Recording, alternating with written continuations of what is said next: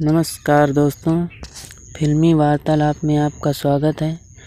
दोस्तों, भोजपुरी के power star Pawan Singh का एक गाना रिलीज़ हुआ है वेव म्यूजिक कंपनी से, जिस गाने का टाइटल है पुदीना है हसीना 2। इस गाने को रिलीज़ किए 5 घंटे हो चुके हैं और ये हर तरफ बवाल मचा रहा है। बड़े बड़े गानों को पीछे छोड़ रहा है, इतना तेज़ी से वायरल हो रहा है दोस्तों कि 5 घंटे में इसका व्यूज़ जो है 14 लाख हो चुके हैं और 1,89,000 लाइक्स मिल चुके हैं, जो कि आप स्क्रीन पर देख सकते हैं। और बॉलीवुड के बड़े बड़े गानों को पीछे छोड़कर नंबर 1 की पोजीशन में ट्रेंड कर रहा है।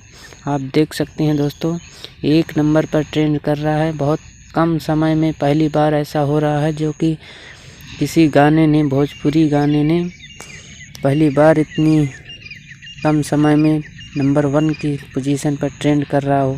तो दोस्तों, जानकारी कैसी लगी? अगर अच्छी लगी हो तो चैनल को सब्सक्राइब कर लें और बेल आइकन का घंटी दबा दें। वीडियो अच्छी लगी हो तो लाइक कर दें। जय हिंद, धन्यवाद।